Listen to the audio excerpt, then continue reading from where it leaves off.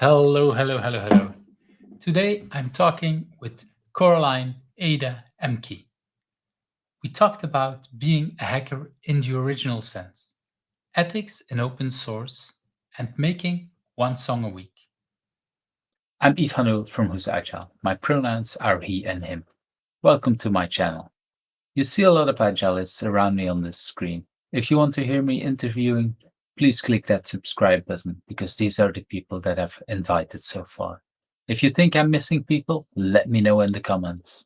And that like button, well, if you liked today's interview, don't forget to click it. Hello everyone, and hello with me. I have Coraline Ada Ehmke. Is that how I should pronounce the name? That's exactly right. Yes. Thanks for. I really like to check it on camera because I know that with people from all around the world that it's important that we pronounce names correctly. I appreciate Um, that. well, I have some troubles with, like I said in the pre-talk, with my setup, but normally I try to show where you're from, and if I'm correct, you're recording this from Chicago. Yes, technically, I'm across the street from the city of Chicago in the U.S. Mm. Yeah, it's a vibrant place. Spring is just starting. We have the first green shoots starting to come up on the flowers and plants. It's a lovely time here in Chicago for sure. And well, talking about time, here it's almost 20 minutes after 8 in the evening. What's the time on your side? It's just past 2 p.m. So just to show people that this is how we roll these days with That's right.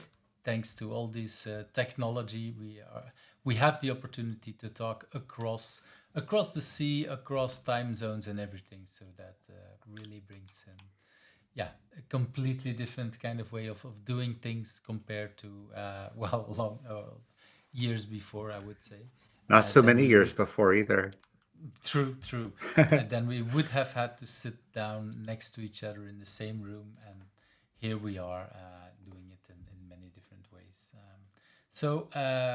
Before we jump into the questions, could you say a little bit what you want people to know about you?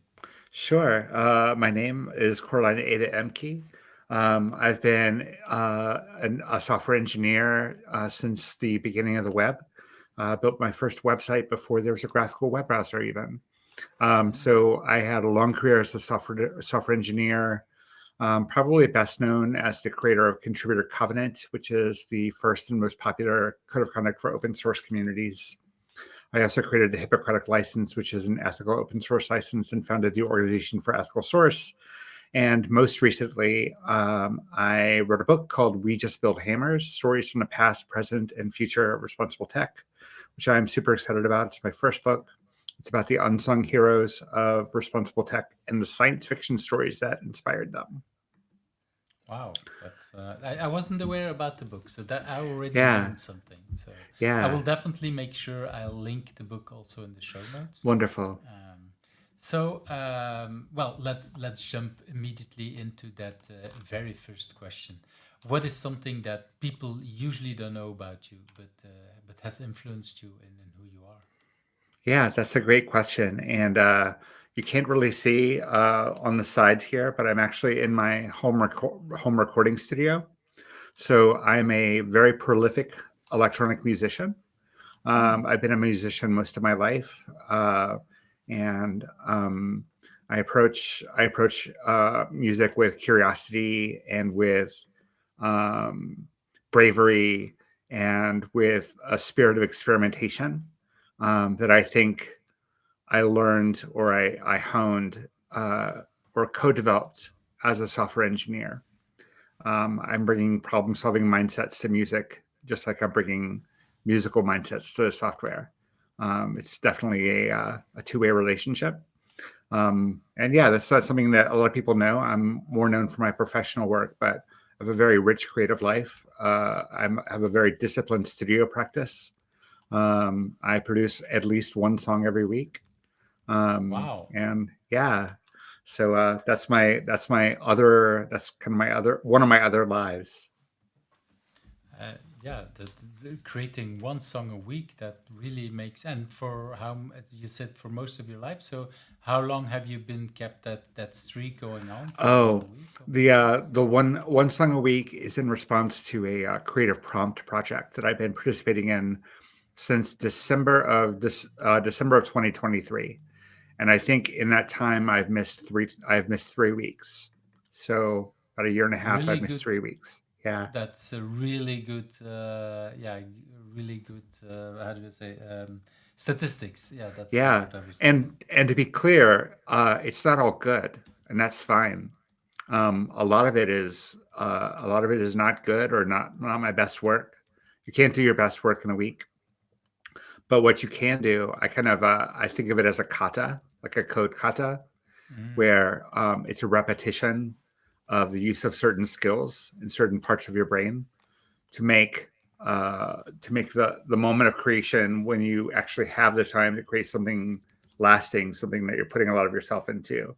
You bring those skills with you. You've honed them. You've refined them on the almost throwaway, the sketches, the incomplete works, the short pieces. And when you say you can't create good work in a week, do you then revisit some of these songs? Sometimes, yeah. Yeah. So the prompt project that I follow is called Disquiet Junto, and it's a creative prompt every week. It drops on Thursday, and you have until Monday at midnight to submit your work, to submit your musical response. So I won't say that nothing I do is good in response to these. Mhm. They're always interesting, and there's always something there that at least another musician would appreciate. But some of them are definitely not for public consumption, more for the interest of other musicians, or they were experiments, or they were skill building. And I treat them all with equal importance and equal uh, relevance, because they're all part of the work. And if you think about it, like the artists or painters that we know, who are famous and have their works hanging in museums and have achieved great success, what we don't hear about are the tens of thousands of doodles and sketches and back of the napkin drawings and so on that led to those two or three great works that sit in a museum. So I'm definitely a person who believes in putting the work in. Yeah, I really like that. I do remember being a part of, I don't know, it's probably 10 years ago. There was in Belgium some, I don't know, some kind of creative, uh, I don't know, something where they encourage people to, I think it was to write or to come up with, no, to come up with a creative idea, one idea a day for, I think, for 90 days. It could have been 30 days, but Mm-hmm. I think it was more than a month. So just encouraging people to every day to do something, and just indeed create a streak of every day to do. Yep. And some of the, and I joined in, although I didn't think when I started that I was a creative person, but just creating an idea, and indeed I could see the improvement of some of the ideas. And sometimes it's building on an idea of last week, and sometimes it's Yep. completely different. And yeah, it was really interesting to see the fact that you're on a repetitive basis just keep, yeah, encouraging yourself, or I don't know, putting some kind of, and it's, yeah, I've learned that indeed a lot of creativity is just putting in the work. You don't Yes. become a musician just by thinking, oh, I will sit down and miraculously the inspiration will come to me. And that will probably be true for some great songs, but it's usually because these people have had a lot of ideas and worked on a Yep. lot of ideas, and all of a sudden, then maybe in the back of their hand, there might be a second or a third idea coming up that might be Yeah. better. Yeah, I really like that. I definitely think it's a matter of putting in the work. And just like in software, the world of music is constantly changing.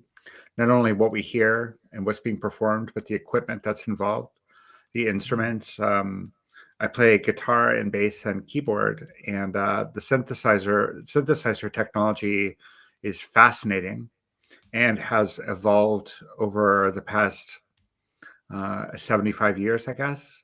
And the things that you're able to do with equipment today that couldn't have been dreamed about 5 years ago.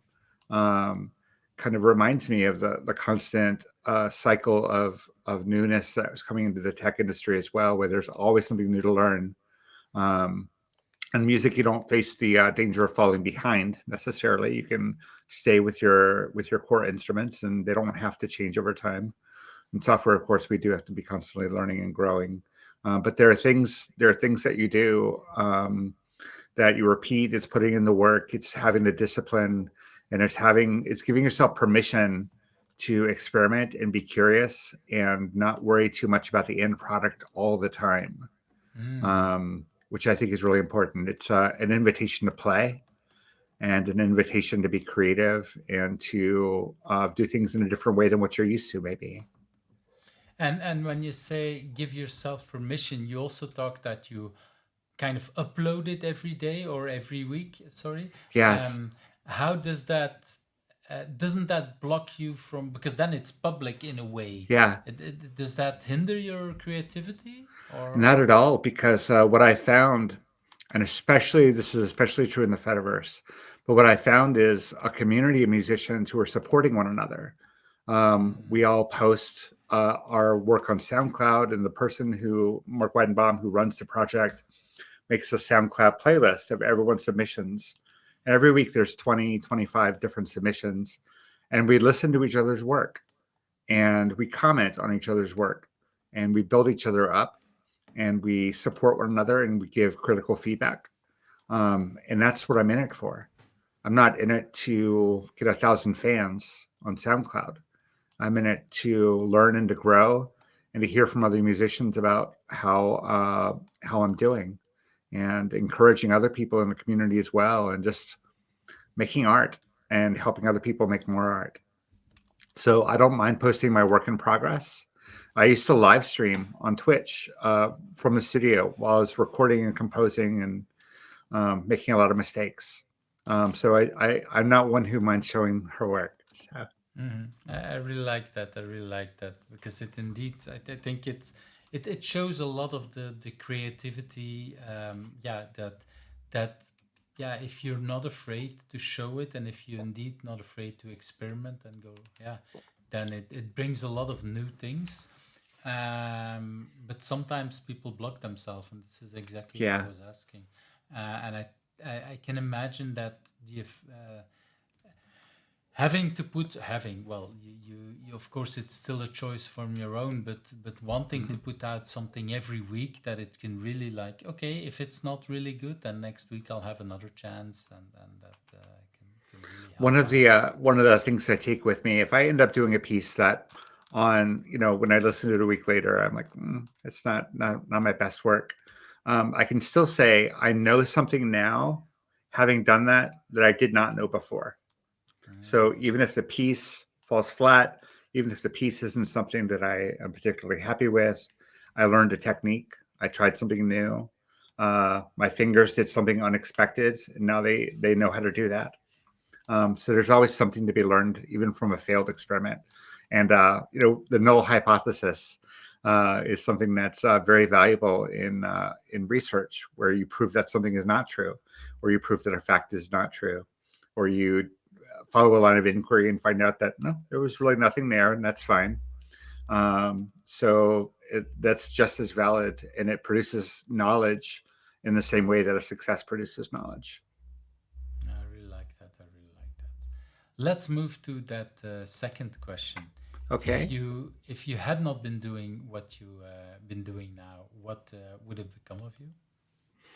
I almost didn't do what I'm doing now. Mm. I went to college straight out of high school at a very young age. I was 17, and I was not ready to be on my own in the world. I started with computer science, and I did a semester of computer science and was so bored. Mm. Um, I did not find the work challenging. We had an entire semester to write software for a bank teller machine in C, and I didn't find any of it interesting. And I thought this was my plan all along, to become to get into computer science, and I hate it. So what am I going Mm. to do?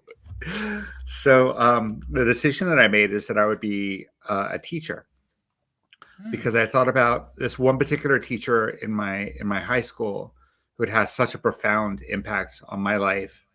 I wanted to have a profound impact on someone else's life as well. His name was Mr. Williams, and this was in the '80s when home computers were not widespread. Computers were still something of a mystery to a lot of people. The Macintosh was brand new, 1984, and I had a computer literacy class. My school had some special funding for computers in the classroom.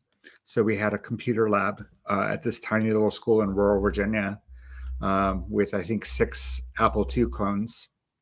And the first assignment that we did was to write a coin flip uh, random number generator. Like, is it true or false? Is it heads or tails? And that was very easy. I've been programming since I was about 9 years old. I Okay. was lucky enough to have that home computer. So I made a little animation of a hand and the thumb going up and the coin flipping and landing. And then it would say Wow. heads big on the screen. All low res graphics, pixels the size of your fingernail. Um, and the teacher saw that and he said, "This class is not for you. I'm gonna prepare some special material just for you, and you're gonna Wow. help me. You're gonna help me teach this class, and you're gonna do the work that I give you on the side." Um, so having a teacher that wasn't scared of a student who had potential and had a spark already. He prepared a curriculum that was just for me. He paired me up with students who were struggling because he found that I was really good at explaining technical concepts to people. He gave me he showed me the magic in computers, not only the technical magic but the interpersonal magic. And that's why it was so devastating to me when I got to college and didn't like computer science. But I thought, well, I still know how to program and I still know how these things work. Maybe I could be like Mr. Williams. Maybe I could find some school somewhere and teach computer science and find that kid who needs that boost. So that's what I almost did, and then I accidentally got an engineering job and kind of left that plan behind. And I had how do you find accidentally a job though? So how does that work? I'm very Well, intrigued by that yeah. phrase. So keep in mind, I've been programming since about 9 years old. Hmm. So I'm very fluent, and I'm considering myself a hacker in the original sense of the word, a clever technologist, maybe a little mischievous. Um, and I'm working for an engineering company in Austin, Texas, in the South. Um, and I'm a cigarette smoker at that point in time. Lots of people still smoked at that point in time. And this was about 1993. So I just gotten on the internet for the first time on my dial-up modem on my Atari Stacy computer. Um, and so as a smoker at 10 o'clock and 3 o'clock every day, everyone who smoked would go outside to the pavilion and sit on the benches and have their cigarettes for 15 minutes and then go inside and go back to work. And I would always hang out with the computer programmers and the IT people because we had a lot in common and a lot to talk about. So one day, one of them comes up to me. His name is Dave. He comes up to me and he's like, Coraline, I don't know if you heard, but the company is going to be putting together a web team. And I was like, oh, that's amazing. Get the company on the web. That's really wonderful. And he said, what do you think that's going to do for your career? I was literally stuffing envelopes in the sales department at this company. Wow. And Okay. then I ended up the founding member of the web team and built the company's first website and just took off from there. But I had it was that was an accident. If I hadn't been a smoker, if I hadn't made friends with the IT people at the company, if I hadn't ended up stuffing envelopes at an engineering company instead of a dairy company, things would have been very, very different. So that's how I accidentally fell into I really love that story. I'm glad I asked more about that because it. it's but yeah, so okay, maybe the part that smoking will help change lives, that might be not the good thing to hear for Yeah, people, I'm happy to but say I quit. but that's what it was in these days, I Yeah. would say. And indeed the fact that Yeah, it was already interesting that the smokers went outside because there was a time that actually I Yeah. think about the same time I was working at a company where my boss was smoking inside. So every time Wow. I went to his office, I was like, wow. Sometimes it was within the smoke that you Oh my would God. go to. So yeah. That's awful. Yeah. So that was about the shift when people were talking about, okay, Yep. let's not smoke inside and let's not Yep. smoke inside restaurants and what have you. Different. It was a Because different time for sure. different time, that's indeed how to say it. But and I really like it because indeed what people seem to forget, or well, I see less, probably because I don't smoke, less of that, but that used to be a real way to connect with people, go stand out with. Even I do remember in some companies where I would go together with the smokers just to stand outside and talk, Yeah. because that was a real good way to network. And you heard from Hmm. people all around in the company. There were It's very people high up true. in it, yeah. Yeah. It would get a whole cross section of people that you wouldn't have access to inside the building, for sure. And you would have never ended up with, well, shifting careers from one part of the company to the others. Yeah.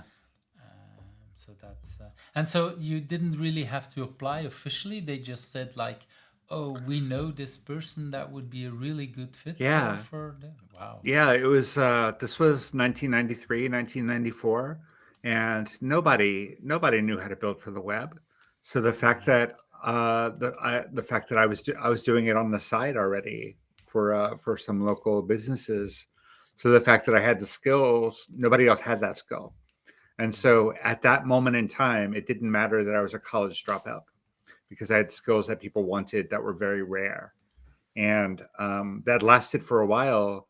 And then when the bubble burst the first time, um, people without degrees did not do well, and it wasn't until the mid 2000s that things got relaxed again, and people without degrees could start getting jobs again. But things were really dicey for a while there for And self-taught was that the programmers. same for you as well? So, or were you Yeah. by that time already long enough? No. So you had a No, I did have trouble. I had trouble as well finding jobs. I was out of work one time for about 8 months, I think, wow. which was That, that's a long terrifying. period. Yeah, that's a long period. I can imagine. Yeah, That's yeah.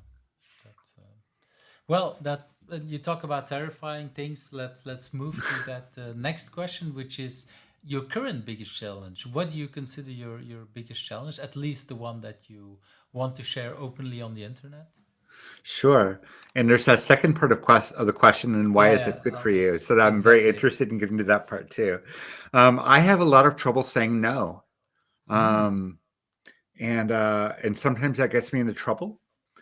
Sometimes it means that I overcommit, but it also means that I get exposed to people and opportunities that I wouldn't otherwise. And I am a big believer in serendipity and things just kind of randomly happening in such a way that they can be life changing. So I've learned that even though I run the risk of overcommitting, and I do that, and I do work probably more than I should, but the variety of experiences that you open yourself up to by saying yes to things pays pays dividends you couldn't anticipate. It in some cases can be life changing. I can imagine yeah, just by, well, I can imagine both parts are a good and bad part, because if you keep Yeah, saying yes, there's a moment that you burn yourself out, I can imagine. there is. And at the same time, if you say yes to multiple kind of opportunities before you even know what, yeah, what things will happen, that really helps you to yeah, to There is one caveat though that sometimes you have to also ask why. mm. And so, how did you learn that to ask that why? Because it's something. It tells me that you weren't good at that question in the beginning. Yeah, I have a tendency to be impulsive at times and make very big decisions with very little forethought. It's kind of a tendency. It's part of my mental health makeup.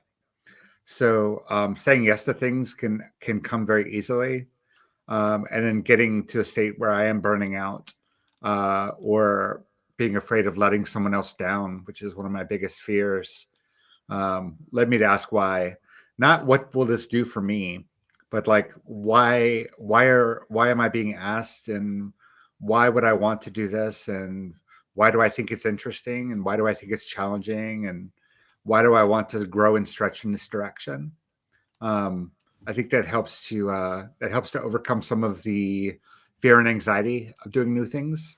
If you give yourself a little motivation, or if you understand what your motivations are, and then you go into that new experience with a little less trepidation, a little less fear. Hmm, I can definitely see that. Um, that yeah, I really like that. That both the challenge, the good part, and indeed the question asking why. Because I see, and I really like how you share all of that, because I see a lot of people around me, either I'm coaching or working with, that yeah, they're really having trouble saying yes all the time.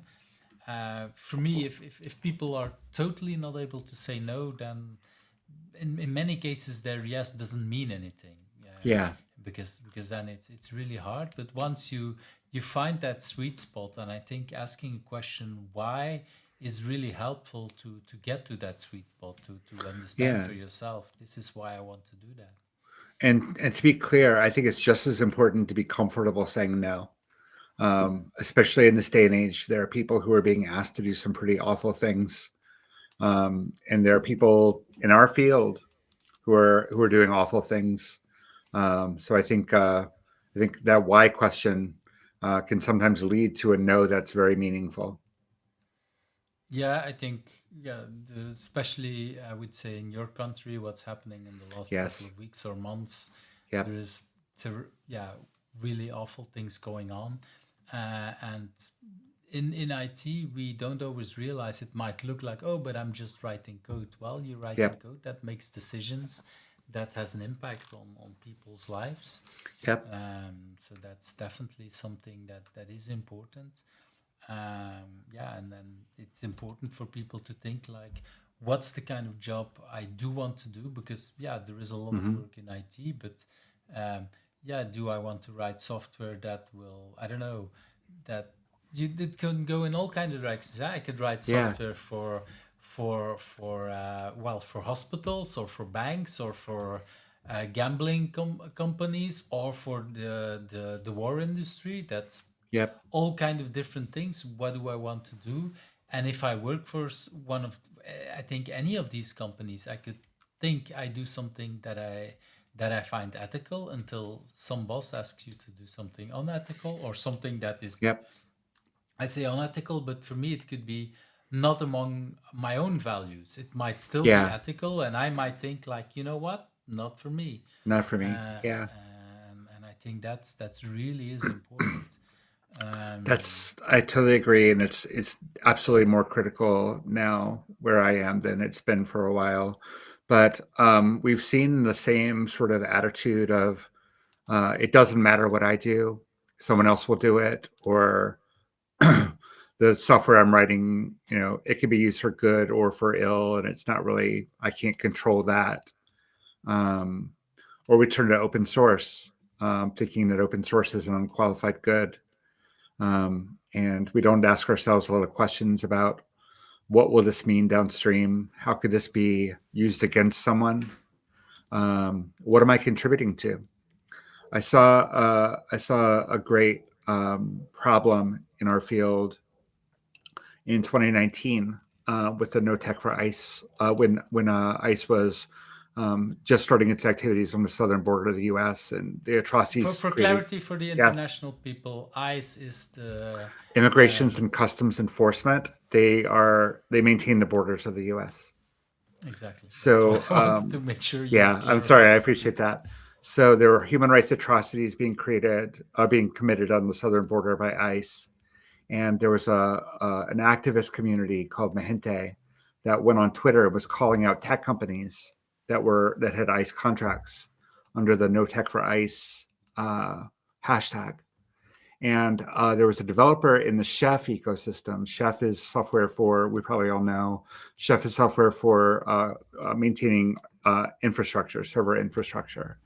And there was a developer named Seth Vargo who saw posts from Mahente that said that Chef had a contract with ICE, and he realized that something that he had contributed to was now being used to help in human rights violations, and he felt a sense of responsibility for it. So he pulled his code off of GitHub, and he pulled his code off of Ruby gems, and people were relying on that infrastructure code. It was not Chef code, but it was in that ecosystem, and builds started failing all over the world. It took 2 hours. It took 2 hours for GitHub and Ruby gems to put everything back in place. And I saw that as an epic failure, because here we have a developer, an open source developer, who's trying to put some good into the world. And he finds that his work is being used for ill. And he tries to take a stand. He tries to do something about it. And our institutions wouldn't allow him to perform an act of Remove the code. conscience. And this is an open source. So it's not just the corporations that we work with. We also have to be thinking about the open source that we contribute to and what it's being used for. Yeah, I was aware about the story. Well, I was aware about both stories, but I didn't connect them to each other. Yeah. I had no. I know. I do remember that some code was pulled, and that Yep. it was put back because a lot of things were failing. But I had no idea it had to do also with no Yep. software for ICE movement. Yep. So And that's that led me to create a license, the Hippocratic license, as a lightning rod for discussion about ethics in open source. And a few months later, I founded the Organization for Ethical Source. So we are trying to address that problem of ethics in open source, and what is our work really contributing to. I really like that because And that's indeed yeah, it's that really about it going further than just individuals taking responsibility, but also like, okay, what is the software that we're using, that we're creating, used for, and really yeah, making it a stance there. yep. Yeah. And that led to my second career. So I actually retired from software engineering, and now I run the Organization for Ethical Source full time. So Oh. I still program on Hmm. some of my other projects, but my day job is running a nonprofit now. So that was another unexpected career shift. um, Unexpected and not unexpected. I think with a lot of what you've been doing the last decade, I would say, Yeah, you've been moving into that direction. So yeah, I'm not so surprised in that sense. Um, but that's, yeah, and this is why I personally was so happy that Toby uh, then invited you, because for me that was like, hey, this is a person caring about a lot of these things, yeah. and I'm really happy that we can talk about. And actually, it really, it brings me again that story to that next question, because you talk with a lot of passion, you go into these things that you care a lot about. Do you know what drives you and where that drive is coming from? Um, Earlier, I talked about how I kind of fell into this career. Um, the part I didn't tell you is like where I grew up. I grew up in a town where 400 residents, 400 people in this town. Wow, that's I went to a a high small town, school I would where say. my graduating class was less than 100 people, less than 100 kids. And I had to take a bus to school that was 45 minutes away. If you wanted to go to the store, it was a big deal because it would be a 45-minute drive to the nearest grocery store. A So drive. Wow. Okay. I'm living in the middle of nowhere in a very poor, depressed part of the South. Um, and my parents aren't wealthy. We had food and we had shelter, and we had a car, but we weren't wealthy. Um, and to go from that to the lifestyle that I've enjoyed as a software engineer, um, through serendipity, with just a few people, that high school teacher giving me a hand up, and that software engineer giving me a hand up. I wanted more people to have that same opportunity to lift themselves out of bad situations, lift themselves out of poverty, and just find a way to be creative and put things in the world that also sustains you in a lifestyle that is elevated above where you came from, possibly, and to have success and to have money and to have stability, and to have a sense of purpose in what we're doing. I want as many people as possible to have that opportunity. I want as many people as possible to be as lucky as I was. And that So drives everything that I do. is it a way to pay forward what people did to you in a positive way, doing I that? think so. Yes, I think that's how it started, and it got bigger than that. But I think that's where it started. I wanted to thank the universe for the gifts that the universe was giving me, and spread that luck and that joy and that passion, and just be visible, be visible And as someone that it could happen to. you talked about particularly these two people that helped your career or helped you in your life, I would say. Yeah. Did you ever talk to one of them to thank them for this, or is I lost track of both of them, and I think that even if I had not, well, I don't think I realized the impact that they had at the time that they were having that impact. as So it most of wasn't us we until many don't? years later when I lost track of them, and I'm like, wow, how different would my life have been if that hadn't have happened, if that person hadn't have been there. So Mhm, you never know who those people are going to be. So I try to be thankful. I try to be thankful to the people in my daily life, because you mhm. never know who's going to be the person who changes your life. But I wish I could, and maybe one of them will hear this podcast and know that I remember them, and I thank them, and I'm grateful. But that's a bit why I asked the question, because indeed we and I think what you're doing, paying it forward to help others, is the best way to thank them. But it's because it's very typical that we lose contact with these people, and Yeah, usually they don't realize it because they just think this is what I'm doing, yeah, and yeah, that well, if I think about that other smoker, that person was probably also very happy that they helped their own company, and yeah, they didn't see it as well. They did ask the question, what would they do to your career, so they yeah, might have had that idea already. But yeah, it's something that he that I don't know if it's he or she, but that person didn't probably realize that you were stepping out of computers and you were not interested at that time. yeah, So that's yeah, it's a good way to pay forward. That's what yeah. I really think. Yep. Yes. Um, I want to move to that next question. What do you consider your biggest achievement? Um, this was a really, really hard question for me to answer, because I'm at an age. I'm in my 50s now, so I'm at an age where we start to look backwards and we start to reflect on all the things that we've done, and maybe we have some nostalgia for certain periods in our life and so on. Um, and But I don't think that I've peaked yet. I don't think I've accomplished my greatest accomplishment of my life yet. The first thing that came to mind, of course, was Contributor Covenant. It's what I'm best known for. Um, but I like to think that um, being a part of the time and place where open source moved from being about projects to being about people, and being a part of that change from project to community, and having contributed in the ways that I was able to contribute to that transition, of really reintegrating code and society, reintegrating people and tech.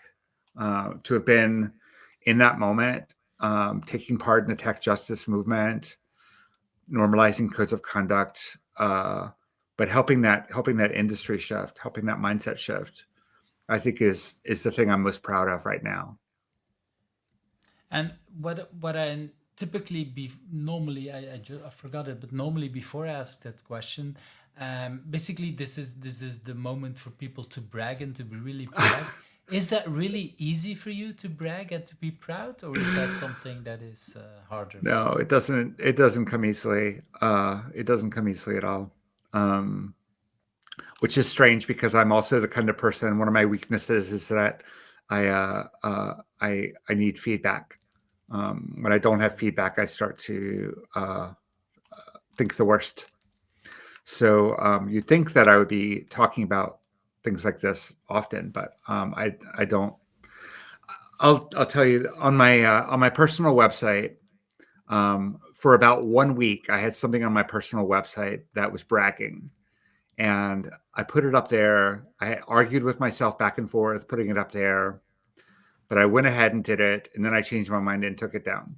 And it was the first thing on my website. It said, I invented codeofconduct.md, Hmm. which is true, but I just couldn't take credit for it. I just couldn't bring myself to take credit for it.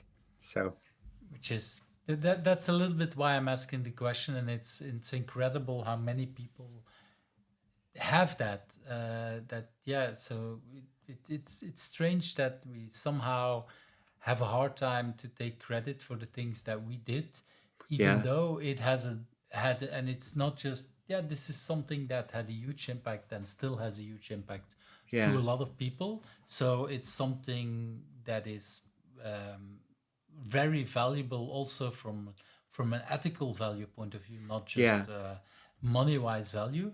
And still, it is hard for a person who cares a lot about values to be proud of this. yeah. And it's, yeah, and it's both humble and sad at the same time, I think. Mm. It's like, yeah, I'm not surprised because I'm not blaming you. It's like most people that here on the show have the exact same thing. Yeah, Somehow it's much easier for ourselves to be really proud about others, like being proud of that teacher that had such a huge impact on you. yeah, I think with what you, for you, you had even much more impact, or impact on a lot more people, and still it's hard to be proud of that. That is, yeah, it's humans are I want really to. interesting. I'm proud of it, but I have trouble taking credit for it. Mm. To be clear, I understand that it was big, and I understand that it was important. It's just that uh, uh, I, maybe I don't feel like uh, special for having done it. Hmm. And so, for taking credit, you need to be special. I'm not sure I fully But understand. to take credit, it has to be something that you really worked at. That was very difficult. Oh, that's not even fair to say because I really did work at it, and I really have been through a I lot. was about to say it All the was not. backlash. So yeah, that's not true at all. I don't know. Maybe I'm just being humble. I Mm, don't know. I have trouble taking mm, credit for things. I don't know yep. why. But yeah, and I think many of us are the same thing. And I'm not making a joke, but I'm discussing it a little bit because I think it's also really important that people like you show that part of it, because I do see a lot of people around me that are just at the start of their career and then think, oh, but yeah, I can be proud, and it's because I haven't achieved anything or haven't done Mm, something really important. And this is something you did that has a huge impact. And at the same time, you stay that same humble person.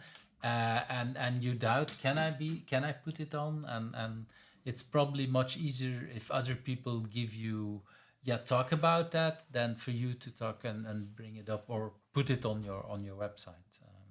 yeah, and it's also there's also a kind of it's kind of interesting to me that there's a generation of programmers now who have never worked in an open source project that did not have a code of conduct. Mm, It has become so normal that it's invisible, and so in a way, the work has become part of reality, and in a way, it's disappeared. So it's often even strange to talk about it, because people don't understand that it was controversial. People don't understand that I received death threats about a code of conduct, um, and how big of a deal it was at the time, and how commonplace it is now. And I'm glad it's become commonplace. I'm glad that it's not something that people are all fighting over all the time. I'm glad it's become normalized. But in a way, that also erases the invention, right? Mm, right, indeed. That is something that yeah, for so many people, people that are coming into our industry these days, they don't realize that there was a moment before that, and I Yep. think that's the same for people who yeah, they don't realize how what agile did or what devops did or a Yeah. couple of other things. It's like, yeah, I have a son of 22, and for him it's like, how could you use a computer without internet? Because for him it's like, these two are connected. Well, there was a time that we didn't have Yep. internet on our computers, Yep. and we could still do useful things. We could still program on it, and we could still do a lot of other stuff on that. Yep. So that yeah, that is something that is sometimes hard for people to yeah, to understand the world without it. Um, I think Jason Jip said to me that gave an example of how could you explain what it is to have a world without salt if you never have tasted salt. How do you Yeah. explain that to people? It's like, yeah, Yeah. the, we've always had that, and as long as we grew up, we knew that how that spice is tasting, and so how do you explain to someone a world without that? That's a little bit the same kind of Sure. thing in Yeah. some of our industry. So really wonderful story, and thanks for Thank you. giving a little bit the extra on how hard some of that things can be. Thanks. Let's move to that next question. Um, do you have a personal agility tip to share? Yeah, and this isn't going to come as a surprise to anyone with a conversation we've been having, but I would say embrace serendipity. Leave yourself open to unexpected experiences, because the world has a lot to teach us. And I think embracing this kind of openness to chance, it means it can take different forms. Sometimes it means giving yourself permission to go down a rabbit hole. You come across something interesting and you're like, well, I don't have time for that right now. Are you saying you don't have time for it because you want to check social media? Or are you saying you don't have time for it because, because you're lazy? So read the long blog posts, follow the Wikipedia link. When you see a Twitter thread about something, or Twitter, God, if you see a Mastodon thread about something interesting, read it. Read the other posts by the person. Like, be curious, because there's so much in the world that we don't get exposed to if we're not looking for it. So, like, leaving yourself open to possibilities and leaving yourself open to learning can pay off in really incredible ways, because, like, innovation comes often from someone who has one foot in this world and one foot in this world, and finds some kind of connection between them that leads to something new, a new idea, a new innovation, a combination of ideas that aren't obvious, that can lead to something really tremendous. And if you're not open to all these different experiences, and you're not open to learning about things that don't have an immediate practical value, you're going to miss out on making those connections, and you're going to miss out on the real creative potential that you have as an engineer. I really like that, especially the bridging two worlds. This is where a lot of the interesting thing is happening, and Yeah, yeah, that I agree. This is what I originally, and let's stress the original part of Twitter liked so much, because it was able to listen in to multiple kind of people in different kind of sure. thing.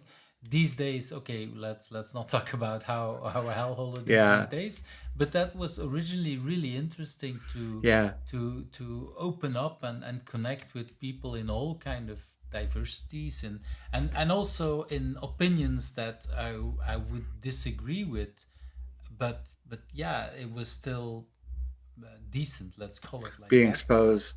So if I can Yes. give a tip, um, Google, of course, has gone to hell as a search engine, and all of the other search engines get their search results from Google. And AI has further destroyed Google search results. So one thing that I've taken to doing is instead of making Google my default homepage, if I want to find something, I'm going to go to a search engine. Instead of doing that, my homepage is Wikipedia. I go to Hmm. en.wikipedia.org and I type into the search box a name, a place, an idea, a book, something. And I read it from there. That's where I start my journey. And then I look at the footnotes and I see if there's other stuff that might be interesting. And I just start exploring and start digging in. And you can't get that from a search engine. And if you want to know how to do a specific, what's that command for doing that? What's the order of the arguments to ln? I always forget that. That's one thing. But if you want to know, like, who is Emily Bronte, go to Wikipedia. Don't go to Google. Google's going to try and sell you a book about Emily Bronte. Which is also if you read her work, but that's a different kind of thing. Yeah. Indeed, I have been for yeah, for a long time. I have multiple start pages, but one of them is still Wikipedia, and Yep. yeah, on a daily basis, just look at the article of the day or a couple of Yeah. things, or the serendipity on that, and just Yep. learning about, okay, whose birthday or what happened today in history. Is really Yeah. wonderful ways of looking at the world. And it's interesting that we came back to, if you look at the beginning of the web, the original start pages of the web, like Yahoo and a couple of others, Alta they Vista. were Yeah. Alta Vista, yeah, indeed. They Yeah. were curated pages that told you what was interesting. We Yep. moved away from a search engine, and indeed, Wikipedia is a way, it's a curated way of links in a different Yeah. kind of way. So that is indeed a very interesting way to look back at the world. I think that And Wikipedia is the largest site on the small web. the largest site on the small web. Wikipedia, because Wikipedia still preserves that spirit of the Mm. small web, and I'm finding it popping up in a lot of very surprising corners as well. With the advent of the Fediverse, with protocol, I'm seeing the small web making a resurgence because the platform web is letting us all down. It's exploiting us, and we're starting to see that. So I do have hope that we can go back to curation, we can go back to human connection, we can go back to collaboration like we had in the early days. I really like that. I really like that. It a lot, of course, depends on who creates and how that is done. Because I've seen Yep. in Belgium, uh, the the the Dutch, or the Dutch Wikipedia is in the language Dutch is actually maintained by people from the Netherlands, and the Flemish community in my country, Belgium. Mm-hmm. We speak the same language, but they have a different kind of culture. And I know a lot of people in the Belgium culture, musicians, artists, they might not be known in the Netherlands and might not have Mm. Wikipedia because of that. So there is some tension sometimes between Sure. these things, but still, it's a different kind of thing than, like you say, the large platforms trying to make money or trying to move us in a certain way of thinking. It's That's very coercive. different. Yeah. Exactly. The big platforms use coercion and they extract value from us. They don't give value to us anymore. So we don't. Let's leave them behind. Why don't we build something new? Maybe that's where open source can really shine.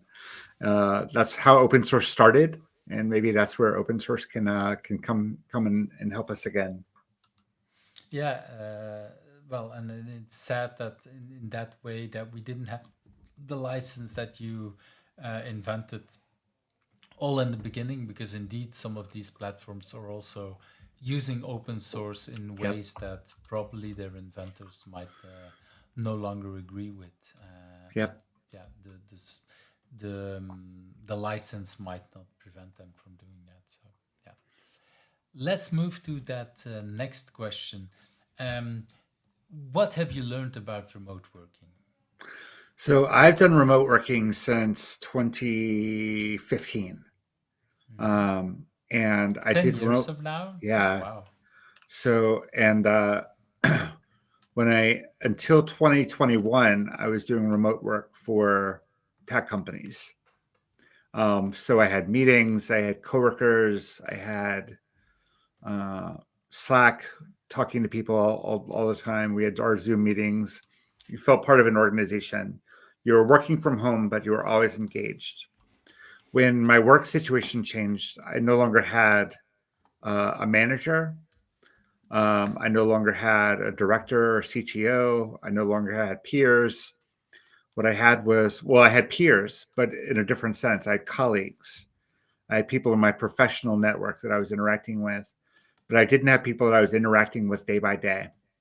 I didn't have the water cooler. I didn't have the smoking pavilion. I didn't have any of that. Mm, So I learned that remote working can also be very lonely work. So I decided that I would do it with other people. It happened. It started during lockdown, during the early days of COVID, when lots of people were suddenly finding themselves working from home. I organized a co-working session where we all went on Zoom, and we set our intention for what we wanted to work on, um, shared some niceties, and then we turned our cameras off, left our microphones on, and we'd work for a Pomodoro. We'd come back and mm, check in on each other. How'd you do, Matt? How's that navigation menu coming along? How's your paper coming along? Shauna, or what have you. Holding each other accountable, but also making those human connections just during the course of the day. Having people that care about you, who are going to ask you questions, who listen when you're having a bad day, and who smile when you share something positive. That's made working at home less lonely for me. And I co-work twice a week, every week, and I've done that since 2021. And I have a core group of friends. We co-work together, and sometimes not everyone's there. Sometimes everyone's there. Even if it's just two of us, it's not lonely, and I think that helps. I think that human connection is what we miss when we work remote, and we just have to be creative about finding ways to still let that happen. So my thing about remote work is don't do it alone. don't do it alone. I Don't really do it like alone. that. But you say you launched these things, but you didn't you turned off cameras.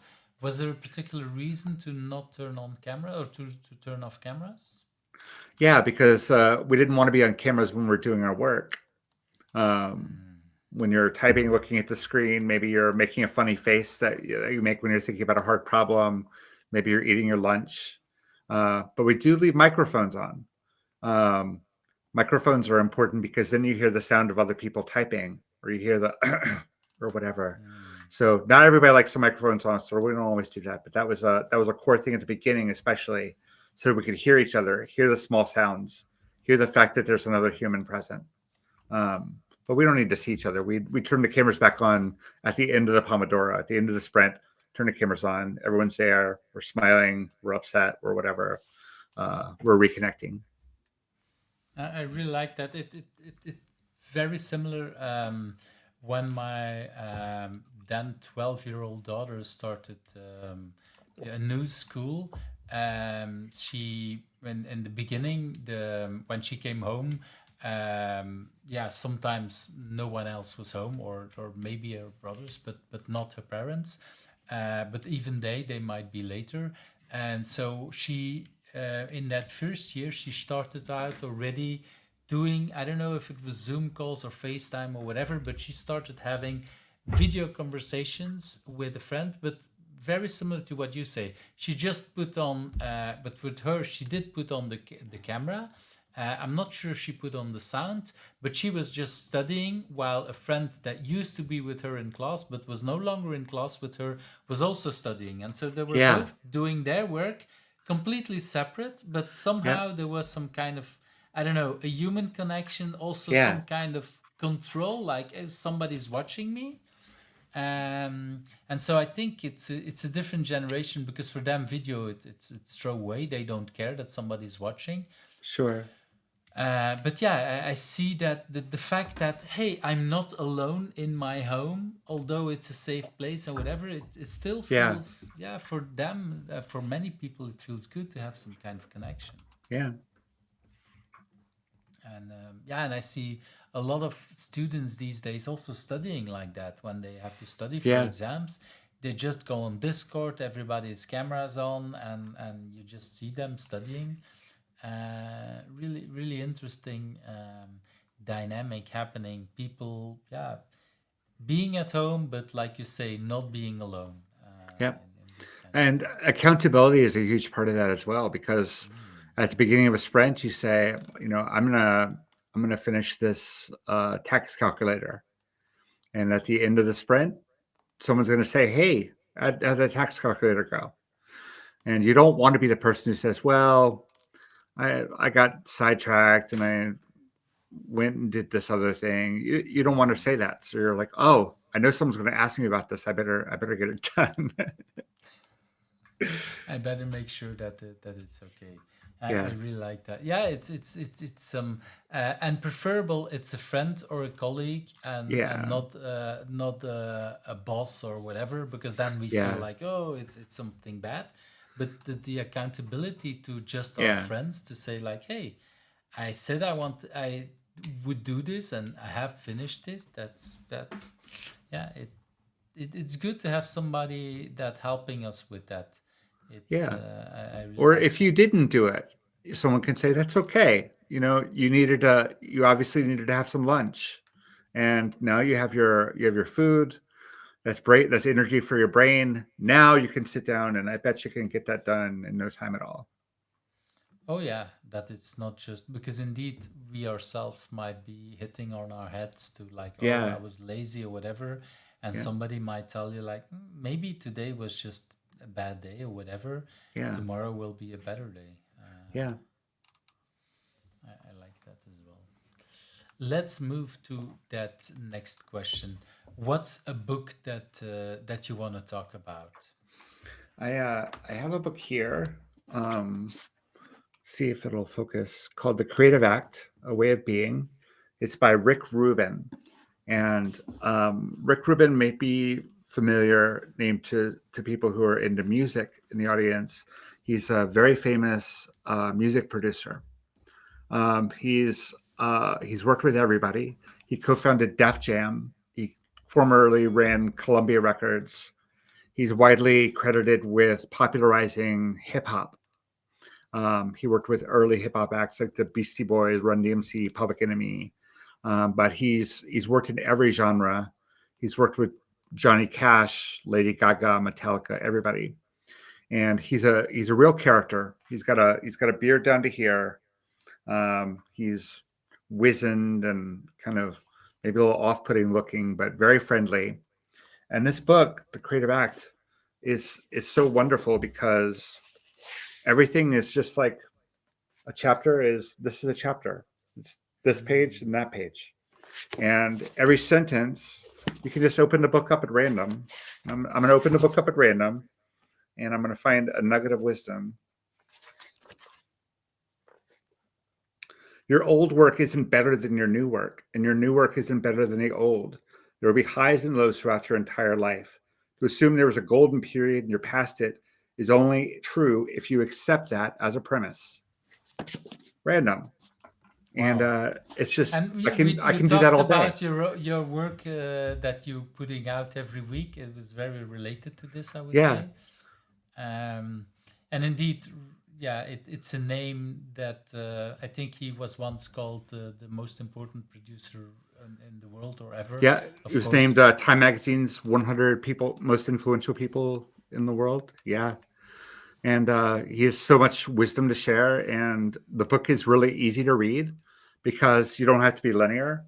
You can start at any point. There are themes that he comes back to, but if you jump into the middle and read 50 pages, you won't have missed anything. And it's really nice if you're busy, because if I have 20 minutes before a meeting and I don't know what to do with myself, I can pick up the creative act and learn something new about myself or about the world or about art before my meeting, which is amazing. And it's relevant because just like with the work with music, work with code is no different. It's a creative act. And we can learn a lot from other creative professionals, other creative individuals that will apply with what we do in coding as well. Yeah, it's amazing how many people here have been saying that they have some interest in music. Either they have been playing, used to be playing, were, I don't know, helping out a band as a manager or some other Yeah. kind of thing, or did some creative thing, because that's indeed it's yeah this is about creativity. That's really Honestly, the best engineers that I've worked with often are musicians or artists of some or writers of some kind.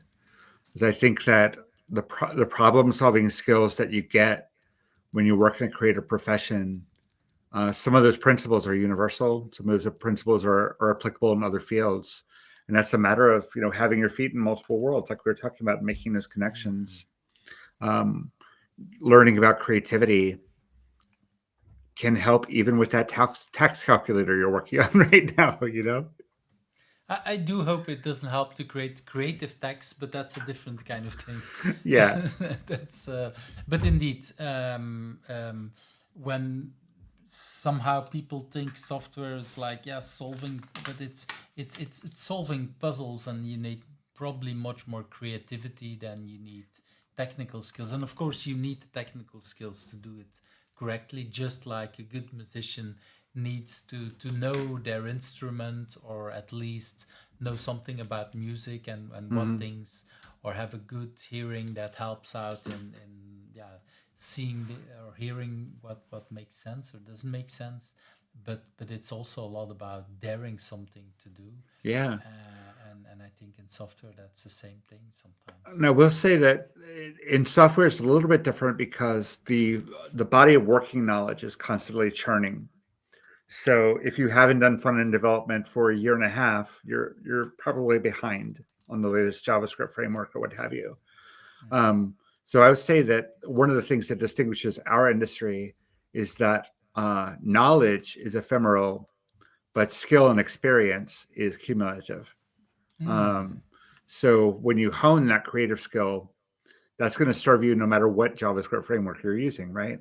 Because the skill comes and goes, but the characteristic, your personality, the way you operate, the way you move through the world, uh, that that changes too, but that changes at a much slower pace, and is cumulative. So you don't lose what your experience never becomes irrelevant. I guess there's always something that you can draw on that's relevant. Hmm. Yeah, and sometimes it circles back, because indeed we used to Yeah, go from monoliths to yeah, much more things that were uh, yeah, so there's multiple things that are circling back all the time, yeah, and that is also good. The more experience you have, the more you can think about, oh, but that web page, how was that really different from I don't know, the mainframes that we used to have, because that was also one big computer. yeah. And so yeah, there is a lot there that we can, if you know the history, that you can learn. And I guess it's the same thing in music. Sometimes when you know Hmm. some historical things, then you know old music, you might yeah combine Yep. I don't know, a certain old song with some new genre, and then Hmm. end up with something really creative again. Yep. So thank you for bringing up this book. Let's move to that next question. And for me, one of the most interesting question: what's a question do you think that I should also ask you, and what's the answer? So I'm going to be a little vulnerable here. Is that okay? That's perfectly okay. When I was thinking about how to answer this question, as you sent the questions in advance, uh, one question immediately popped into my mind. And when I thought about how to answer it, I broke out in tears. So I won't cry here. I got that out of my system. But the question that I thought you should ask is what brings you joy?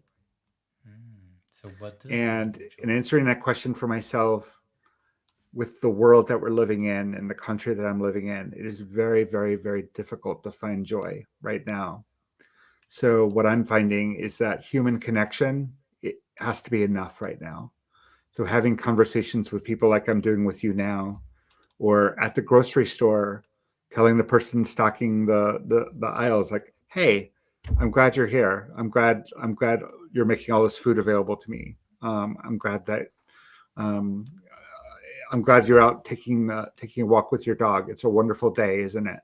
Just the little ways that we can connect with our humanity, even if that doesn't bring joy necessarily, it can still be sustaining, and sometimes that's got to be enough.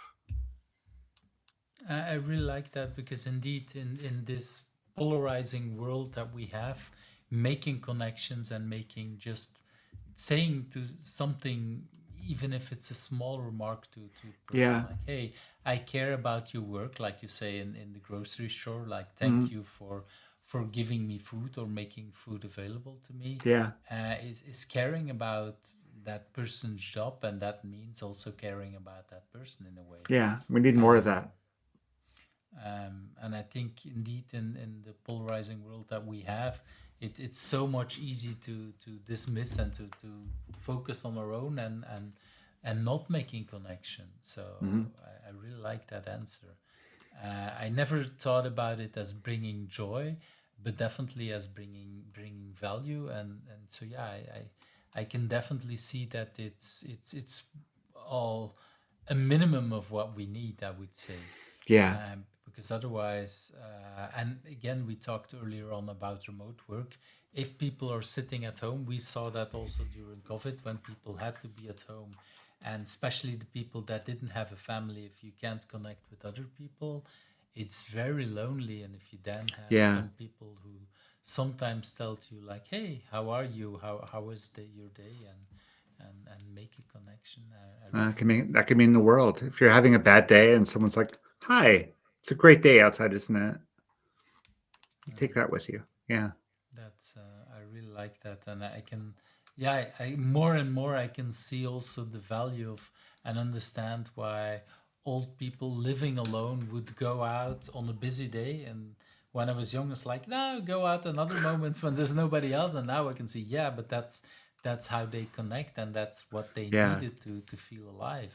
Yeah. And it's something that the world needs a lot more of. Yep. So thank you for sharing that, because it is indeed a very powerful way for all of us to do. And I guess in a way it's also part of why I'm doing this, because it's for me, I really like this. These kind of conversations bring me a lot of energy. Talking Mm-hmm. to people sometimes that I've met before I haven't seen in a while, or like with you that I've known from the internets, but haven't met in person. Yeah. But it brings joy to indeed have conversations, learn some more about the day, or learn some more about what people had in their life. So yeah, Yeah. really wonderful idea. And that brings me already to that very last question. Who do you think I should ask next? Yeah, and I had to think about this a lot. And for a little glimpse behind the scenes, the scheduling this podcast appearance took a little bit more time than usual because I got really stuck on the question of who is the right person to come on the podcast after me. So You're not the so only one that's struggling with this question. it's a good question, Eve. It's a very good question. So I chose one of the kindest people that I know in our field. His name is Jim Remsick. I learned about Jim and got to know Jim through Madison Ruby, which is, in my opinion, the best Ruby language uh, conference ever. Uh, Madison Ruby was unabashedly about people first and technology second. Madison Ruby really connected with place. They would bring in people who were change makers in their community, not in tech, but farmers or uh, the person who ran the hack space. the makerspace, and really brought a lot of humanity to what could be a dry conference experience. And it's Jim just has a very big heart, and he has a vision for how technology can be, and how technologists can be their best selves. He runs a consultancy called Flagrant. I've worked with him professionally, but I also know him from the conference circuit. And yeah, just one of the kindest people. And I think he should get some airtime. People should be able to listen to some of his wisdom and some of his insight, and see another example of someone whose job is built around caring for people. I really like that, and indeed, it's sometimes we forget that communities or conferences, people think this is the place where we meet and learn about new technologies, but it's also about where we learn about, yeah, decent interactions sometimes with other Yeah. people, and it's a really good conferences are great communities where it's Yep. for me most more about the people. In Belgium, there's also the XP community where I still go more for the people than for the sessions, because after Yep. so many years, it's like, yeah, these are my friends, and this Yeah. is where I want to be. Yeah. And that's such an important part of a community. If a conference can give that joy of a community, that's Yep. really wonderful. Um, well, I really want to thank you because we've already been talking for about an hour and a half.